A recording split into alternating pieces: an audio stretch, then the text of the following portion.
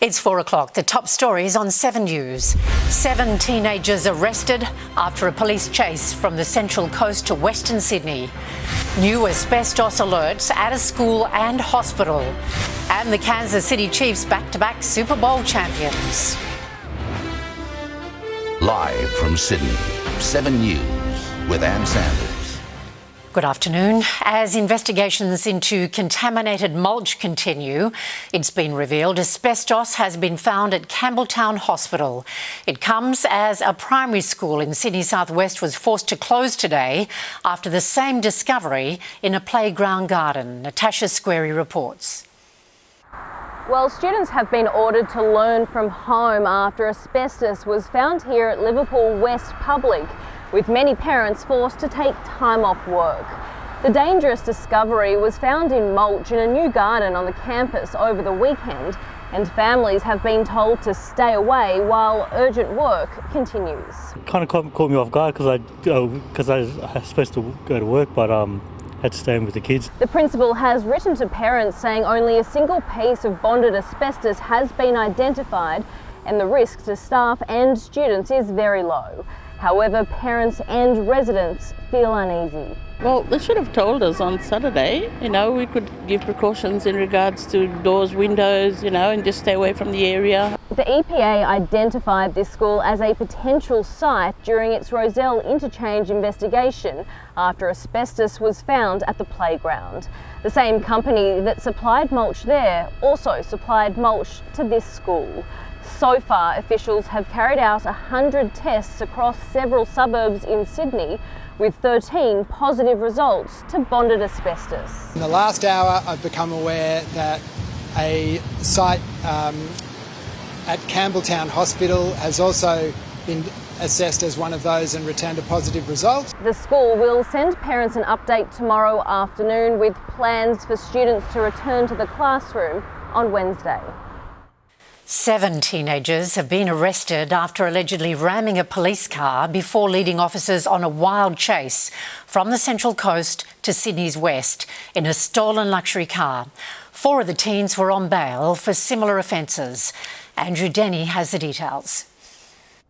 Well, behind me is the bridge to St Hubert's Island here on the Central Coast. It's the only road in and out of here and the perfect place for police to stop a group of car thieves early this morning, or so they thought. Security cameras capturing the moments a police blockade is rammed by a convoy of stolen luxury cars driven by teenagers. This was the start of a chase that stretched almost 100 kilometres. They pursued that vehicle at speeds of up to 160 kilometres an hour before police were able to deploy road spikes successfully at West Gosford. It travelled down the freeway at speeds under the posted limit, mainly due to the damage to the tyres. The pursuit ended in the Sydney suburb of Toongabbie around 4 a.m, with around a dozen police cars stopping a stolen Mercedes, arresting 5 teenagers. It started an hour and a half earlier when neighbours of a St Hubert's Island family raised the alarm over a stolen BMW. The group of 8 car thieves trapped by police blocking the bridge before they forced their way through. It was about 3 or 4 times they raced up and down the island here. Excessive speed. 6 boys aged between 15 and 17 and a girl aged 17 have now been arrested and are in the process of being charged. Police believe there is another boy outstanding. They say a number of them were already on bail for similar car theft offences. It is no secret that youth crime is on the rise, and what is very worrying is the level of violence associated with those crimes. Now we'll bring you more on how this dramatic chase unfolded this morning tonight on 7 News from 6 o'clock.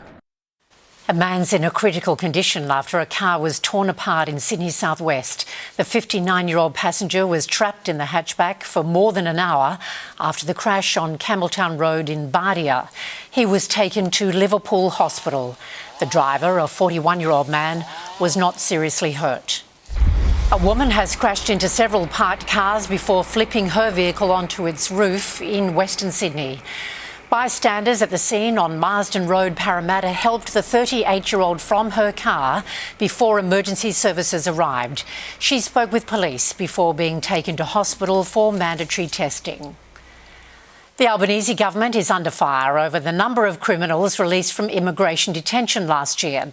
Documents also reveal the government hasn't applied for a single preventative detention order, despite a number of people reoffending. Political reporter Isabel Mullen has more. Well, these are the documents that Liberal Senator James Patterson wanted to make public. They reveal at least 149 detainees were released into the community following the controversial High Court decision last year, which found keeping people in indefinite immigration detention is illegal. Among the cohort were 7 murderers and 37 sex offenders. 72 were guilty of assault. 24 have now reoffended since being released into the community, 6 breaching their visa conditions. Mr Patterson says the most troubling finding is that the government hasn't applied for a single preventative detention order to re-detain any of this cohort. This is the document that the government didn't want the public to see. What was the point of rushing that legislation through before Christmas and still to this day have not made a single application to a court to have any of these high-risk offenders re-detained and taken off to the streets? 36 detainees released were not required to wear ankle bracelets, the Immigration Minister refusing to answer how many have reoffended. The Minister has determined that 36 not be required to wear ankle bracelets. How many of these individuals have committed an offence? I thank the Shadow Minister for his question, but I've already answered this question. I've already answered the question. The documents also reveal 60 of the released detainees live in New South Wales, 40 in Victoria and 20 in both Queensland and Western Australia. School children are among those on alert by New South Wales Health after a confirmed case of measles in the Northern Rivers. The person had recently returned from Asia. Primary and high school children on board the Sing Company's school bus in the Murwillumbah area last Monday have been told to watch for symptoms. There's also a warning for those at the emergency room at Murwillumbah Hospital on Friday and Saturday afternoon. Symptoms include fever and a runny nose before a red, blotchy rash. It was heartbreak for Australia's Mitch Wishnowsky, but pure joy for fans of the Kansas City Chiefs and of Taylor Swift. After a Super Bowl classic, US correspondent Miley Hogan was pitchside for the wild scenes as the Chiefs went back-to-back with a victory in overtime. It is the magic moment that the players have dreamed of, back-to-back titles in a Super Bowl game that will go down in history. Mahomes flings it. It's there! Hardman! Jackpot! Kansas City! Man, I feel amazing. They can't take this away from us. This is something they can't take away. Back-to-back titles? Hey, man, yeah, this is my first one. But I'm just glad to be a part of a group like this, you know. We have amazing leaders. We got Pat, Chris, Trav, Sneed, Duff. We got a hell of a leaders, man. Amazing. Back-to-back, can't even describe it. I'm having a hard time keeping tears back right now. I feel great, man. You know, same play I scored on last year, won us the game. You know what I'm saying? We needed everybody tonight, and that's what happened. How are you going to celebrate? I don't know if it's good for TV, but it's going to be a long night. But it was so much more than just a football game. Usher performed the halftime show. Just when I thought I said all I could say, my chick on the side said she got one on the way. So pocket fashion. And the much anticipated arrival of a superstar did come true. Taylor Swift was here at the Super Bowl game to watch her partner Travis Kelce become a champion. Viva Las Vegas! Viva! Viva Las Vegas! Unfortunately, it wasn't to be for the 49ers, and the Australian punter Mitch Wishnowsky tonight belongs to the Kansas City Chiefs. Thanks, Smiley. Angie Asmus joins us now with the latest on Sydney's weather. Hi there, Angie. It was a warm one today. And temperatures are climbing once again. Today's top was 29 degrees in the CBD, our warmest in a week. And the clouds cleared too, so plenty of sunshine. Those temperatures, nothing compared to the heat being felt further south. Deniliquin reached a top of 38 degrees this afternoon, 36 for Griffith and 35 at Wagga. The nation's southeast is in the grip of a severe heat wave. Adelaide recorded a top of 38 degrees today. Melbourne reached 36, 30 was the maximum for Canberra. A cold front will arrive later tomorrow, bringing relief and some showers. That system will have a lesser impact in New South Wales, but certainly we will see cooler temperatures, and that change will also involve some showers locally, mostly coastal, but we could see some locations in green here pick up 15 to 25 millimetres throughout the rest of the working week. But first, it is another hot one for Sydney tomorrow. Tops in the 30s across the region. That full forecast a little bit later, Anne. See you then, Angie. Still to come in Sydney's afternoon news on 7, the report card's in and it's not good reading for Australian students. New South Wales orders Queensland to pay up for the COVID bill, and the King's first public outing since that shock cancer announcement. In 7 News, teenagers arrested after a chase from the Central Coast to Sydney's west. Sydney's asbestos scare spreads to a school and hospital. Stamp duty shame calls to help home buyers. Why supermarket prices could be dropping. And a Super Bowl last-second thriller, Taylor Swift joins the Chiefs' wild celebrations. That's 6. Welcome back to 7's 4pm Sydney News. This is the view of the Nepean River in Penrith, where right now it's 31 degrees. Treasurer Daniel Mookie has had a claim for millions of dollars in unpaid COVID expenses rejected. He wrote to his Queensland counterpart, Cameron Dick, with claims New South Wales is owed $105 million to cover the cost of Queenslanders staying in hotel quarantine in Sydney. New South Wales took in the bulk of Australians returning from overseas who stayed in hotel quarantine. New research into Australian students has produced an alarming finding. 1 in 3 children can't read proficiently. That's according to the Grattan Institute's Reading Guarantee report. I spoke with co-author Amy Haywood a short time ago. Amy, good afternoon. Thank you for your time. This is a troubling statistic. What are the key findings from the report? Thanks for having me on, Anne, and it's really a pleasure to be here to talk about this important issue. So we did find when we looked at it that about 1 in 3 Australian students are not proficient when it comes to NAPLAN reading assessments. That's a really troubling statistic because we know that proficiency is a benchmark that means they're at grade level and therefore able to actually engage in the curriculum. We think that's really worrying, but it's even worse for disadvantaged students. 1 in 2 regional and remote students aren't at proficiency, and we know that for Aboriginal students it's over 60%. So what do you think is the cause of this growing reading problem? The evidence is quite clear that we know that almost all students can read proficiently if they're given the right high quality classroom teaching and catch-up support where it's needed. And we know that what that needs to look like is a structured literacy approach taken in class. So right at the start of school, that will look like and include a strong focus on phonics, so those letter-sound combinations. We want to make sure that instruction systematically works through those different letters and sounds, starting from simple words like cat and then moving through to more complex words like sausage. So you're advocating to completely change the way children are taught to read, and what we're doing now is wrong. What we're saying is we need to really take seriously this approach, so this structured literacy approach. There is some excellent work on the ground that is happening in schools, and we've been into some of those schools which we profile in our report. What we need to do is make sure that we build a system that is highly reliable, where we have that practice happening in every classroom every day. The report also explains the impact that this trend is having on the economy. Why is it costing Australia so much? We've looked at the figures, and we just estimate just for those students that are hardest hit who don't end up finishing high school, that it costs over their lifetimes for all those students in school today $40 billion. And we know that that costs just individual students, but also Australia as a whole. We pay more in tax for more services around health, justice, and extra support for those people that haven't made it to proficiency. All right, well, all the best for the next steps, and thank you very much for telling us about it today. Amy Haywood from the Grattan Institute. Thank you. King Charles has stepped out in public for the first time since his cancer diagnosis was announced by Buckingham Palace.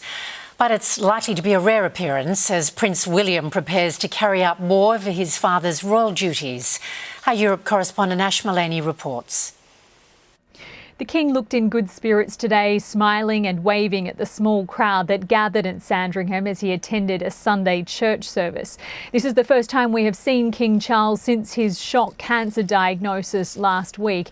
In a statement overnight, he expressed his heartfelt thanks to the nation after going public with his very private health battles. We know that when he announced his original visit to hospital, lots of people went off to get checked to see how they were getting along. And I think that he's wanting to use his sad setback, if you like, for the general good, to help other people. I think that's really the essence of his message. There are big questions now about the engagements in the King's diary in the weeks and months ahead. For the foreseeable future, we won't be seeing him at public events. The expectation is that Prince William will be stepping up to fulfil some of his father's duties. Of course, he is under enormous pressure on the home front too, with wife Catherine still recovering from major abdominal surgery. The palace says King Charles will be back in London at some point this week to undergo medical treatment and also hold meetings. Expected to be his weekly audience with British Prime Minister Rishi Sunak, something he hopes to continue doing face-to-face. Coming up next in 7's afternoon news, we'll have sport with McLaughlin, including the Seagulls confident of soaring to new heights in Las Vegas. Aussie superstar Glenn Maxwell makes T20 history in a series-clinching win over the Windies. And later, the massive police blitz to keep families safe from domestic violence. This week on 7 News, Sydney's classroom revolution, the co-ed explosion, why families are queuing up to get in, what really is best, and the classes where 9 out of 10 students have private tutors. Is it really worth the cost? Our education special reports on 7 News at 6. Time for sport now with McLaughlin, and hopes are high on the Northern Beaches. Yeah, they certainly are, Anne. After missing finals last year, Daly Cherry Evans is confident we'll see a vastly improved Sea Eagles outfit in 2024, starting with the Las Vegas doubleheader. Jaleesa Apps has more from Brookvale Oval. Well, it's now just a little over a week until the Seagulls fly out to Vegas, and they're feeling pretty confident after a fairly decent showing in a trial match against the Rabbitohs yesterday. Admittingly, South didn't play any of their big names, but still Manly are taking a lot of positives out of the 68-6 result, particularly new recruit Luke Brooks. Yeah, it was good. It was good to put the Manly jersey on for the first time and have a little run. Obviously, the pre-season's a long time, so it was good to finally play some footy. Now Brooks will have limited time to test his combination with Daly Cherry Evans before Vegas, the captain opting not to play before round 0. I sort of have a pretty good understanding of what I need to get my body right for the season ahead, so Siebes has been really understanding of that. Brooks did have a slight hiccup in his bid to get to the US. He had to go through an interview process at the US consulate to be granted a visa due to an incident in 2017. But he says the whole process was actually fairly straightforward. It wasn't too bad. It was, it was all professional, and they were very good and all sorted pretty quickly. So it's all systems go on the NRL's Las Vegas experiment. The Seagulls and the Rabbitohs will open the season on March 3 at Allegiant Stadium. Thanks, Jaleesa. Well, another virtuoso performance from Glenn Maxwell powered Australia to a series-clinching 34-run win over the West Indies in the second T20. The Big Show smashed an undefeated 120 off just 55 balls at Adelaide Oval, equalling Rohit Sharma's record of 5 international T20 centuries. Australia's 4 for 241 is the biggest ever on home soil. Lifts his arm up. A brilliant 100 for Maxwell, the magician. There was late controversy. The Aussies denied a run-out because umpire Jared Abood says he did not hear an appeal, but it had no bearing on the result. The series wraps up in Perth tomorrow night. Well, the future of Australian cricket looks to be in very good hands. The Aussies defeated India by 79 runs overnight in the final of the Under-19s World Cup in South Africa. After posting 7 for 253, the bowling attack had India under pressure from the outset. Paceman Marley Beardman starred with 3 for 15 from 7 overs. Marley Beardman comes on and the change works. The last time Australia won the tournament was back in 2010, captained by Mitch Marsh. Arsenal issued a big statement to the rest of the Premier League, hitting West Ham for 6 in their equal biggest away victory. Bukayo Saka scored twice as the Gunners moved 5 points clear of Ange Postecoglou's fourth-place Tottenham. Former Hammer Declan Rice, who joined Arsenal on a $200 million. Manchester United defeated Aston Villa 2-1 thanks to Scott McTominay's 86th minute winner. Australia collected 2 silver medals on day 1 of the swimming at the World Aquatics Championships in Qatar. Elijah Winnington was narrowly beaten in the 400 metres freestyle, going down by 0.15 of a second to South Korea's Woo Min Kim. In the women's 4x100 metre freestyle relay, a weakened Australian team was beaten by the Netherlands. The Netherlands over the top of Australia. The Netherlands take the gold. Australia takes silver. Many of Australia's biggest stars have skipped the Worlds to focus on Paris. NFL superstar Patrick Mahomes says the Kansas City Chiefs can keep dominating for many years to come.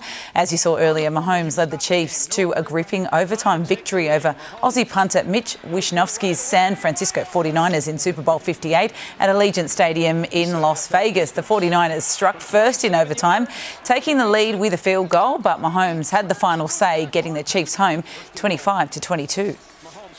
It's there! Hartman! Jackpot! Kansas City! It is Kansas City's 3rd Super Bowl in the last 5 seasons, Mahomes winning his 3rd MVP award. So is it a dynasty now? Yeah, it's the start of one. We're not done. I know we're going to celebrate tonight, celebrate the Parade Wednesday, Kansas City, but we're not done. We've got a young team. We'll keep this thing going. The Chiefs are the first team to win back-to-back Super Bowls since Tom Brady's New England Patriots back in 2005. Wild celebrations, incredible scenes. I know how to do it. It's like a Hollywood blockbuster. And yes, got to mention Taylor Swift, even when she's like covered by people, cameras still on her. It's crazy. Exciting right to the last second, isn't it? It was gripping, wasn't it? It's good stuff. Thanks, Mel. This afternoon's top stories are next. A supermarket giant's message to suppliers to ease pain at the checkout. Priced out, why it's becoming even tougher for first home buyers to crack the market. And we meet the Aussie NFL fans on a Super Bowl sickie.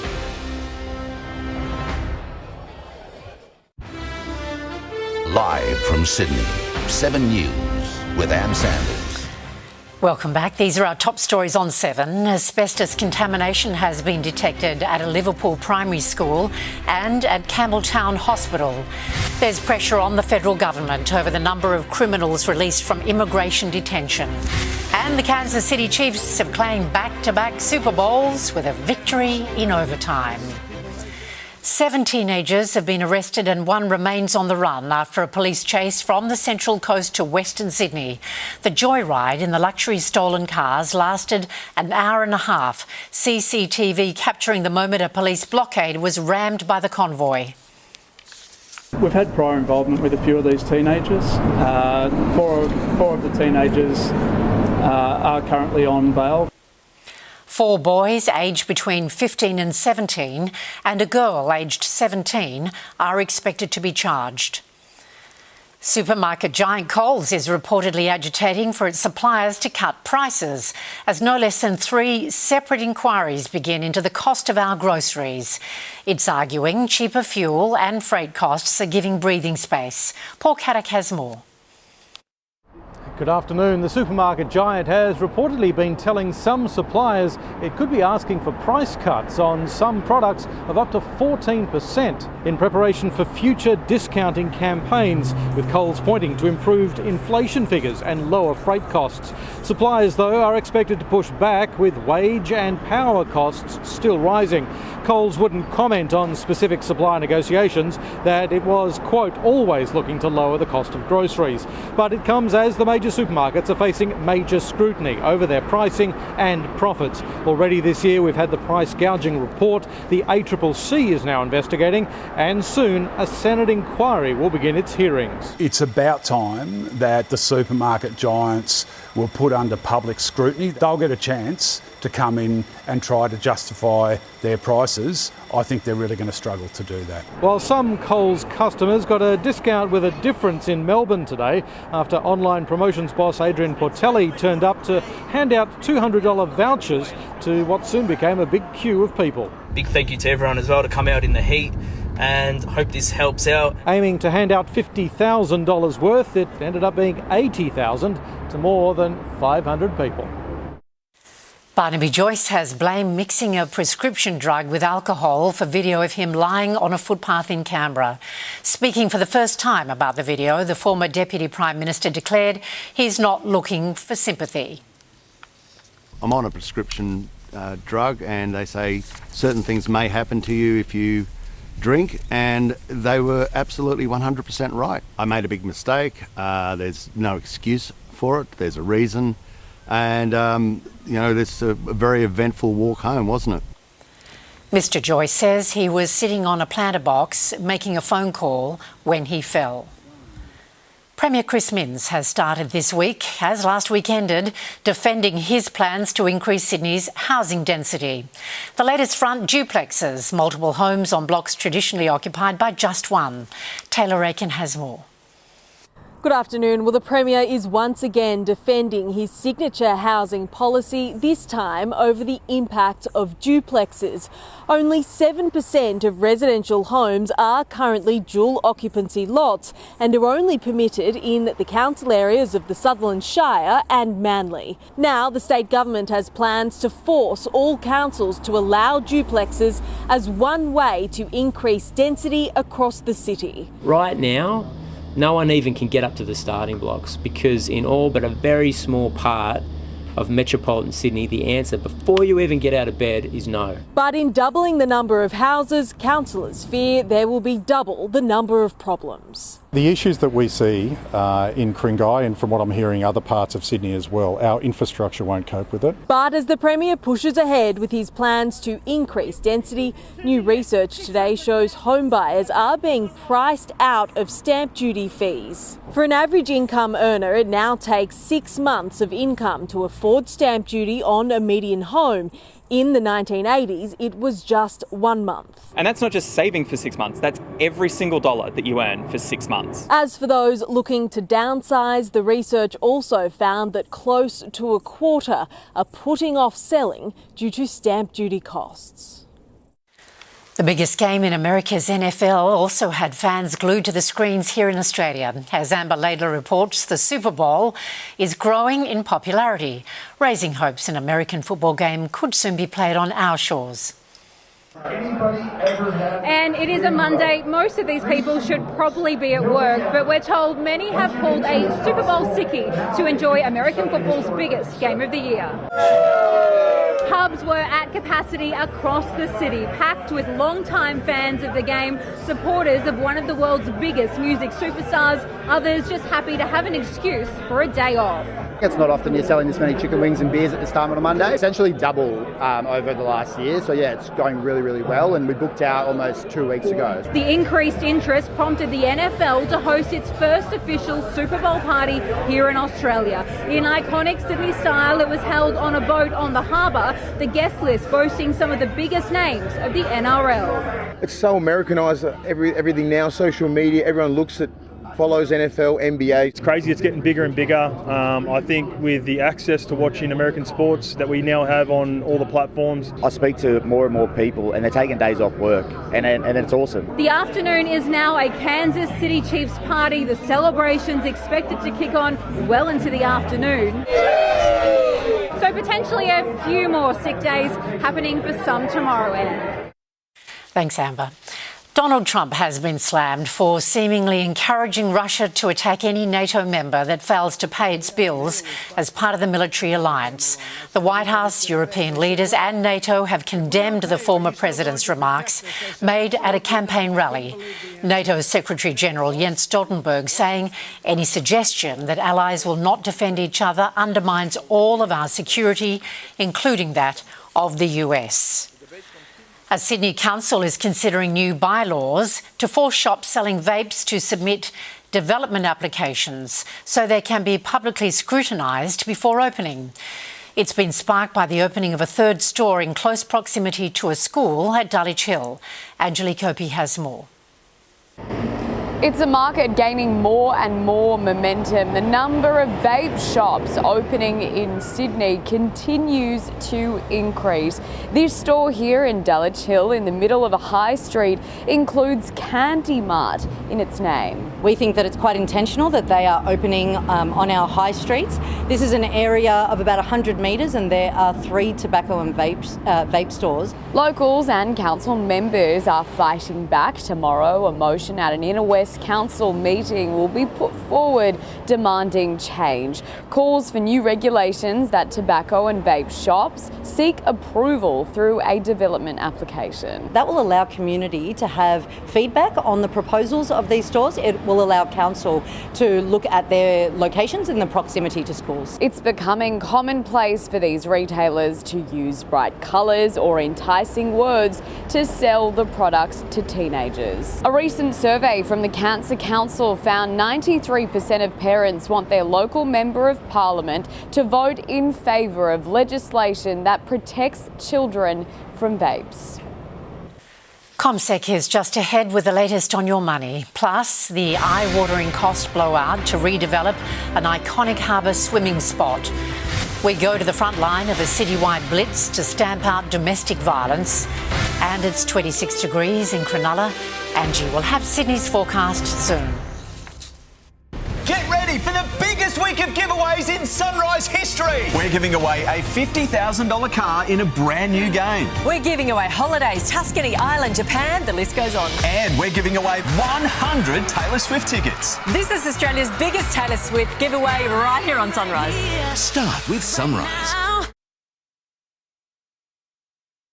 This week on 7 News, Sydney's classroom revolution, the co-ed explosion, why families are queuing up to get in, what really is best, and the classes where 9 out of 10 students have private tutors. Is it really worth the cost? Our education special reports on 7 News at 6. The cost to upgrade North Sydney Olympic Pool is set to surpass $100 million. That's almost double the original estimate, as Council considers taking out a $20 million loan for the revamp. Defects were uncovered in a steel structure that contractors had to pull down last year. The pool closed 3 years ago and may not reopen until next year. Let's check your finance now, and there was a dip for the Aussie market today. Here's Laura Bezzarati from CommSec. Good afternoon, that's right. The Aussie market did end lower by roughly 30 points or 0.4%, snapping a 3-day winning streak. We saw 6 of the 11 sectors pushing higher, but the broad declines were primarily driven by a 5% fall in our third largest stock, CSL. That's after announcing that its biggest ever clinical trial didn't reach the desired results. CSL is developing a drug to reduce the chance of patients experiencing a second heart attack. So this setback in their trials has certainly not been well received by its shareholders today, given that there were high hopes for this treatment. This also comes ahead of CSL's latest profit results being released on Tuesday. Elsewhere, JB Hi-Fi shares hit a record high despite posting softer profits and sales over the past 6 months. This is because analysts had forecast its results to be worse as consumers cut back on spending. But retailers in general have been resilient based on results from a number of retail companies over the past week or so. Finally, the Aussie dollar currently buys 65.1 US cents. Have a lovely night. Sydney's 6 p.m. news is coming up with Mark Ferguson. Hi there, Mark. What's on the program? Yeah, good afternoon, Anne. Plenty happening this afternoon, including more on that wild police chase from the Central Coast to Western Sydney. A group of teenagers in a stolen luxury car on an early morning joyride. How police caught up with them. Murderers, sex offenders and violent criminals. Shocking new details about the offenders released from detention following last year's High Court ruling. The federal government accused of putting the public at risk. Sydney's asbestos emergency spreads, and now the potentially deadly substance has been discovered at a school and a hospital. Co-ed versus same-sex, what's best for your child? The Sydney suburbs where parents are getting more choice. Barnaby Joyce breaks his silence about his embarrassing drunken night out. And exclusive behind-the-scenes access to the Super Bowl spectacular as Taylor Swift jets in to support her boyfriend. And we'll have the result as well. All that and plenty more tonight at 6 o'clock. See you then, Fergo. Thank you. It's become one of the biggest issues plaguing families across New South Wales. Domestic violence. Now, police have taken a major step to tackle the problem. Liam Tapper was granted exclusive access to the citywide blitz that saw hundreds of alleged offenders arrested and charged. On the front line, this team is tackling one of our most crippling issues, targeting the most high-risk domestic violence offenders in the country. Open the door, we're going to force it! This is Operation Amarok. Are we talking about the worst of the worst? Yes, these are people that are indifferent to the safety of their family and friends. It's a large-scale crackdown on violent individuals deemed a critical risk to society. I think they're right up there with terrorists. They terrorise their victims. Sunrise was given exclusive access behind the scenes of the operation with the Liverpool Proactive Crime Unit. 4 days targeting Tier 1 criminals through southwest Sydney. This is our first bloke, and then after each one we'll just scrum back up, pick on the next one and go to that one. This the first job of the afternoon for this strike team. A man wanted for allegedly stalking and intimidating his former partner.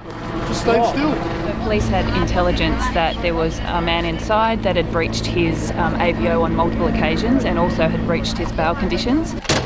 Good job on that one. He had some knuckle dusters on him and then dropped them, so he did really well. On average, one woman loses their life to domestic violence each week across the country. There's about 144,000 calls per year for domestic violence incidences. That's 400 a day, and it equates to about 1 every 4 minutes that New South Wales police respond to. Danielle Emerton has been in the force for more than 30 years. Never before has she seen such commitment to combating DV. Now, New South Wales Police have developed an Australian first, the Domestic and Family Violence Registry. They think they can't be stopped, but they can be, and we're going to stop them. As night falls, the jobs pick up. The Amarok squad is called out to a DV offender who has fled police on foot. Wanted for allegedly breaching his bail conditions, he's swarmed on and found hiding under this house. During Operation Amarok, the police will call on a number of resources, including Bowl Air, the Raptor Squad and the Dog Unit, like this job here tonight. But at the end of the day, they say that it's up to the community to help call out these domestic violence offenders. We all need to work as a society and stamp this out. A force keeping the faith in a plan to save lives. We're also developing new technology, new legislation's coming in, and I believe all of these are strategies that will help curb domestic violence. Liam Tapper reporting. Next in 7's afternoon news, Angie will be here with your latest weather forecast. Good afternoon, Andrew Panamo here in the Allcastle Homes traffic chopper in Mount Druitt. Carlisle Avenue now reopened southbound towards Great Western Highway. That's from an earlier accident. The tow trucks are just leaving now. Crews remain on site taking out the left lane with traffic back to Luxford Road. Allcastle Homes architecturally customises duplexes to suit your site and budget. Interested in subdivision? Inquire now. allcastlehomes.com.au. In 7 News, teenagers arrested after a chase from the Central Coast to Sydney's west. Sydney's asbestos scare spreads to a school and hospital. Stamp duty shame calls to help home buyers. Why supermarket prices could be dropping. And a Super Bowl last-second thriller, Taylor Swift joins the Chiefs' wild celebrations. That's 6. Angie's here with our forecast, and it's heating up, Angie. And temperatures to climb into the 30s right across Sydney tomorrow. Today, we weren't far off that mark. The CBD's top was 29 degrees and we only reached that after 4 p.m. It is still 29 degrees now. On the satellite, a high-pressure system over the Tasman Sea is extending a ridge across the New South Wales coastline. That is maintaining these settled and mostly cloud-free conditions. And that pattern remains tomorrow. It will eventually be replaced with a frontal system and trough due to move through the state's south later tomorrow, reaching central parts of the coast on Wednesday. And that will bring showers and cooler temperatures. Around the capitals, the heat continues for Melbourne, 37 degrees on the way, followed by a late grey change. Hobart to also reach an unseasonable 30. Canberra 31 degrees with showers. Brisbane a passing shower and 30. Perth to hit 35. So the only capitals not to reach the 30s are Adelaide and Darwin for a change. Back in the CBD, it's a warm night on the way. 21 the forecast low, a top of 31, mostly sunny, northeasterly winds with a late storm possible.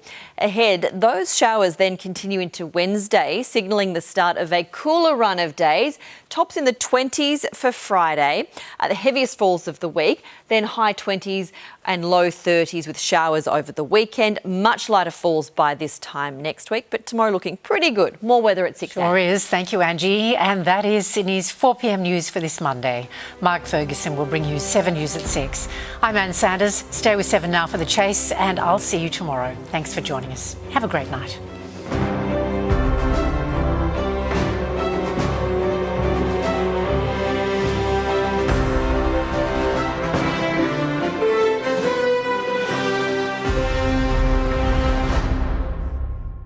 Stream 7 News anytime, live and on demand on 7 Plus. And with 7news.com.au, you'll know the news now.